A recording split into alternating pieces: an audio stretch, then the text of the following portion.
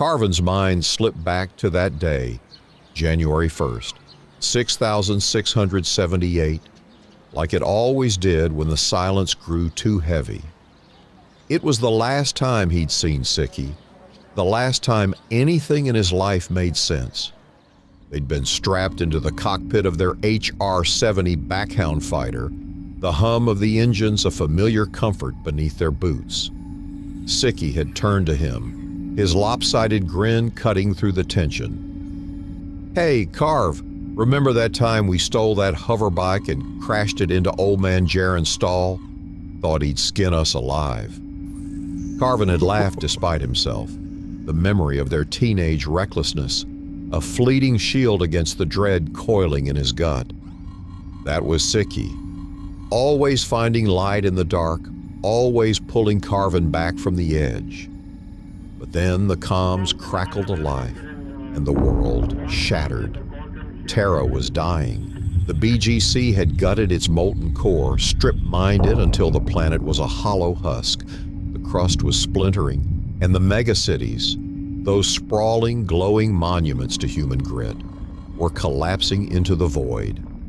83 billion people gone in a blink, unless you were one of the lucky 2 billion who'd clawed their way off-world. Carvin's wife, Mira, wasn't one of them. She was still down there, trapped in their cramped apartment in the lower levels, where the BGC's ironclad rules kept civilians pinned like rats in a cage. No one in, no one out, unless you were a miner, a trader, or one of their blank-eyed soldiers marching to the tune of a faceless board of directors. Sicky had unbuckled his harness before Carvin could stop him. "I'll get her," he'd said, voice steady as steel. "You keep this heap running. I'll be back with Mira in an hour, tops."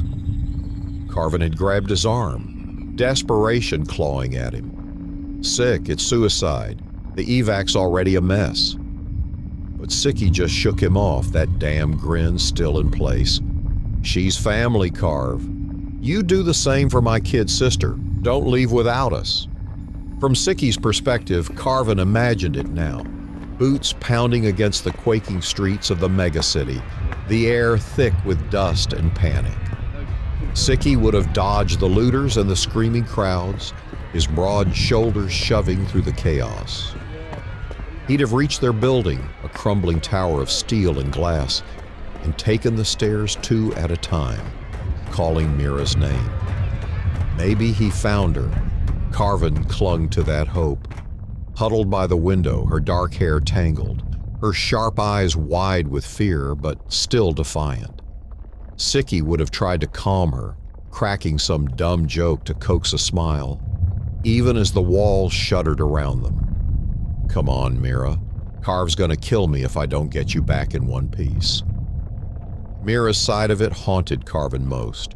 She'd been the fire in their marriage, the one who'd pushed him to join the APCF and fight the BGC's stranglehold. She'd paced their tiny apartment, sketching plans for a future they'd never have. Kids running through a free Terra, a garden where she'd grow those stubborn little flowers she loved. That day, she'd have known the end was coming. Maybe she'd pressed her hand to the glass, watching the horizon split open, whispering a goodbye Carvin would never hear. When Sicky burst in, she'd have clung to him, not out of weakness, but because he was the last piece of Carvin she could hold on to. Together, they'd have tried to run, her resolve hardening even as the ground swallowed them whole. Carvin hadn't waited that hour. The first crack split the tarmac as he sat in the cockpit, a jagged line racing toward the horizon. The comms were a storm of static and screams, Sicky's line silent. "Get out! Sick! Please!" he'd shouted, voice breaking. But there was no answer. He'd slammed the throttle forward, the backhound lurching into the sky as Terra tore itself apart below. From orbit, he watched it happen. The megacity's glittering spires melting into an orange sea of magma, molten metal, and rock. The cradle of humanity, its history, its battles, its messy, beautiful cultures, reduced to a glowing scar in space. His parents' little shop, his childhood roof where he'd first dreamed of the stars, all gone. Mira and Siki gone. The memory dragged him down now, a weight he couldn't outrun. He stumbled, knees hitting the deck, hands trembling as they clawed at the cold metal. His breath came in ragged gasps, tears burning tracks down his face. Everything he'd buried, the laughter, the promises, the life he'd had, came rushing back, and he couldn't hold it in anymore. A scream ripped from his throat, primal and jagged. "Fuck you, Gouldine! Fuck you, fuck you, fuck you!" He collapsed, curling in on himself, palms pressed to his face as sobs shook him. "I miss you," he choked out, the words spilling into the void. "Mira, sick, my home. God, I miss it all." The PTSD sank its teeth in, dragging him back to that cockpit, that orange glow, that unbearable silence. He wailed, a broken man mourning a broken world, and the galaxy offered no comfort in return. The room felt too small, the air stale and heavy with Carvin's ragged sobs echoing off the walls.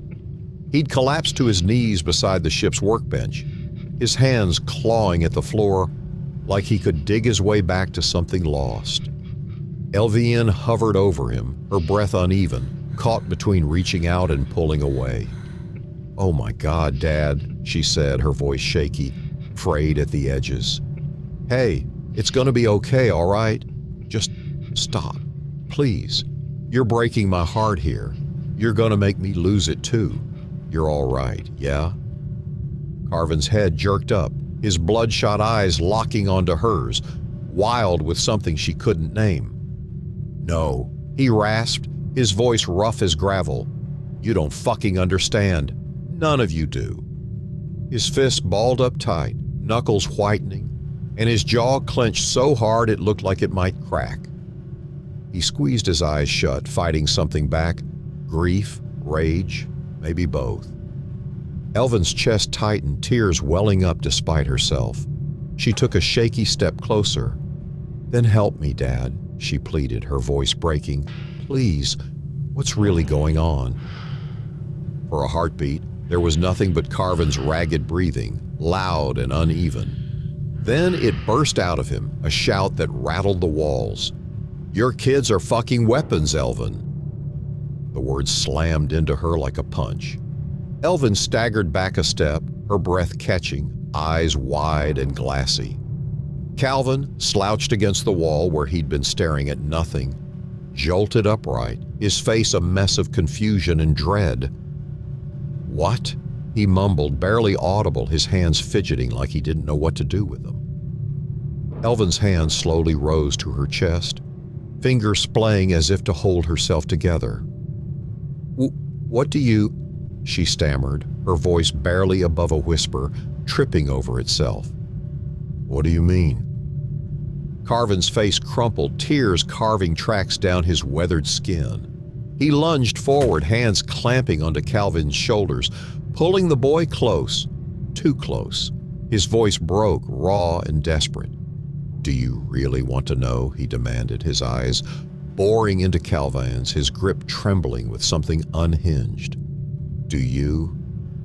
Calvin froze under Carvin's grip, his breath shallow, staring into his grandfather's haunted eyes.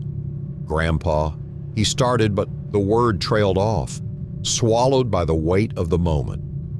Carvin's hand shook as he held on, his voice dropping to a ragged whisper. "They put it in you, in her too. Those implants, they're not just marks. They're bombs, Calvin. Bombs the APCF stuck in you kids to blow shit up when they needed to. And Ambry," his voice cracked, a sob wrenching free as he let go, slumping back. "God, our little girl is going to kill billions. I knew. I didn't stop it." Elvin's knees buckled and she sank to the floor beside him, her hands trembling as she reached for his arm. No, Dad, that can't—" She stopped, choking on the words, tears streaming down her face as the truth sank in. You knew? All this time? Calvin's voice broke through, small and lost. What do you mean, bombs? Grandpa, I don't feel anything. He pressed a hand to his eye where his one implant sat, his eyes darting between them, pleading for it to be a lie. Carvin buried his face in his hands, his shoulders heaving. I thought I could protect you, thought I could keep it quiet. But they got her anyway. Gouldine, that bastard triggered it, and now she's... He couldn't finish, his words dissolving into a low, broken wail. Elvian pulled herself closer, wrapping her arms around him despite her own tears. Dad, why didn't you tell us? She whispered, her voice thick with grief and betrayal, rocking him gently like she could hold the pieces together. Calvin slid down the wall, curling into himself, his hands clutching his head. Ambry, he muttered over and over like saying her name could bring her back. The room filled with their shared pain, Carvin's anguished cries, Elvin's soft sobbing, Calvin's quiet murmurs, mixing with the distant rumble of the station's dying hum. Finally, Carvin lifted his head, his voice hoarse but steady. I'm sorry, El. I'm so damn sorry. As soon as Ambry blows, they're coming for him next. Calvin, we've got to get out. His eyes met hers, pleading for forgiveness, for strength, as the weight of his confession settled over them like ash. Amber trudged toward the elevator leading to the AFG housing, his boots scuffing the station's floor. The heads-up display in his EVA suit blinked a steady 300 yards. Just a short haul, maybe a minute or two if he kept his pace. The air felt thick, recycled, tasting faintly of metal and sweat through his suit's filters. As he neared the entrance, 2 BGC armament troops loomed into view, their refract armor glinting under the harsh overhead lights. Head to toe in that shimmering, near-indestructible gear, they looked like statues carved from starlight. No way he could take them head-on. He crouched behind a stack of supply crates, his gloved fingers brushing the low-impact explosive clipped to his belt. A distraction then. He primed it with a soft click, tossed it toward a cluster of pipes 20 feet away, and ducked low as it clattered against the metal. The fuck was that? One trooper grunted, his voice muffled but sharp through his helmet's comms. Thought we cleared out the last of them. Dunno, mate, the other replied, shifting his rifle. Could be some kid we can mess with. The first chuckled dark and low. Bit weird, bro. Shit, man. I didn't mean it like that. Just, scare 'em a bit. Have a laugh. Relax. I'm just screwing with you. Come on. Their boots thudded away, drawn to the noise like moths to a flame. Amber didn't wait. He slipped toward the elevator, prying the doors open with a quiet hiss. Stepping inside, he was met with stark white walls, polished to a mirror sheen, and blinding ceiling lights that buzzed faintly. Steel handrails lined the sides, cool under his grip as he punched the descent button. The doors slid shut. 2 slabs of white split by a glowing blue seam, and the cabin lurched downward, plunging into the half-kilometer shaft. His fists clenched, knuckles whitening beneath his gloves. Sweat beaded on his brow, trickling down despite the suit's cooling system. In his left hand, he clutched the vial of blood, diluted with a Zdoazide azide, its glassy surface slick against his palm. Please work, he thought, adrenaline spiking through him like a live wire. His stomach churned, nerves and hope tangled together as the elevator hummed its descent. The doors parted, revealing a cavernous chamber lit by the eerie glow of massive metal spheres.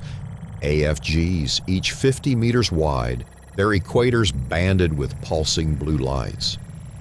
A low, resonant hum filled the air, vibrating through his suit, a testament to the raw energy thrumming within them. Amber stepped forward, heart pounding, and unclipped his ancient Colt from its holster. The vial gleamed in his other hand, fragile and deadly. He took a deep breath, the air hissing through his suit's vents, and exhaled a shaky plume. Sweat glistened on his forehead, catching the blue light, mirroring off his visor. Now or never. He hurled the vial toward the nearest AFG, watching it arc through the air, then raise the Colt. His finger tightened on the trigger. A deafening bang split the silence, the bullet striking the vial's edge. Glass shattered and the chemical ignited. A brilliant flash of blue flame piercing the AFG's hull. The explosion roared, a chain reaction igniting the room in a symphony of destruction. Spheres erupted one by one, their blasts painting the air with waves of sapphire and violet shockwaves.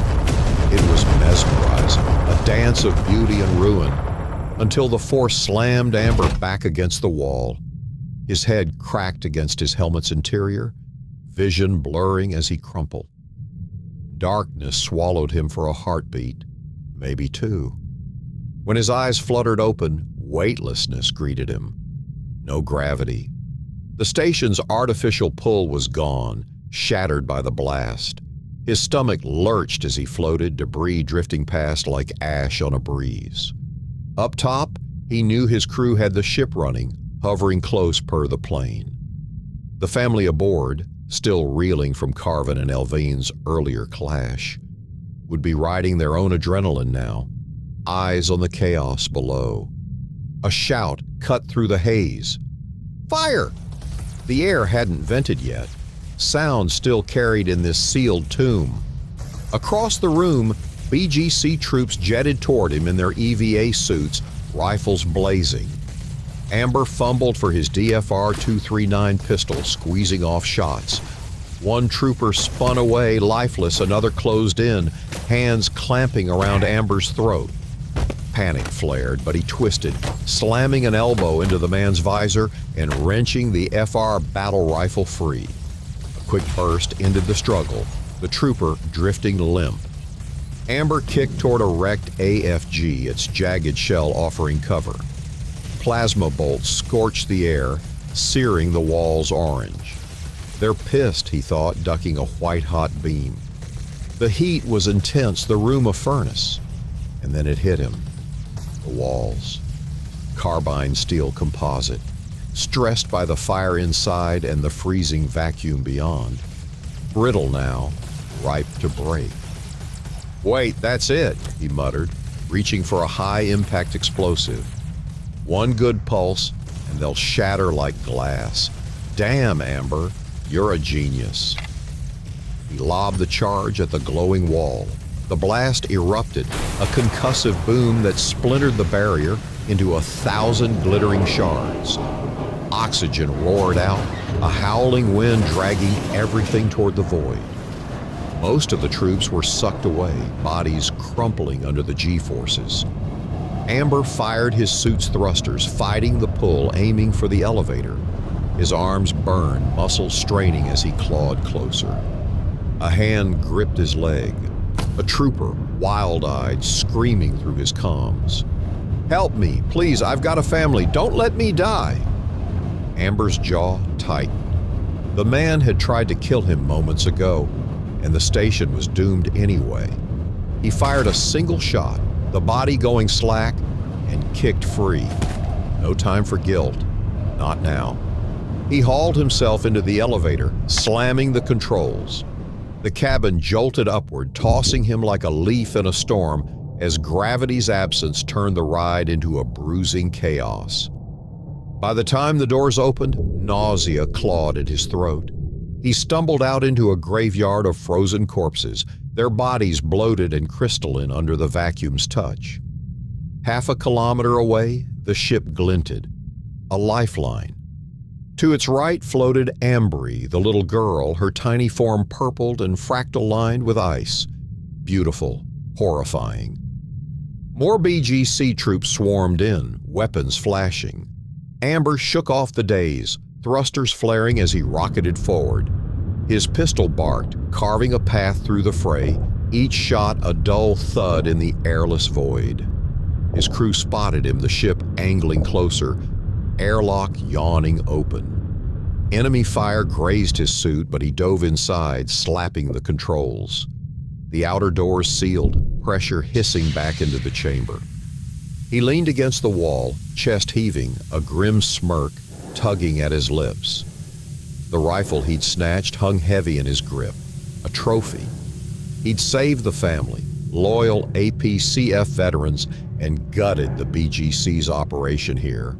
No regrets for the lives lost. In his mind, it was a job well done. He says on his comms, "Boys, let's get the fuck out of here," panning.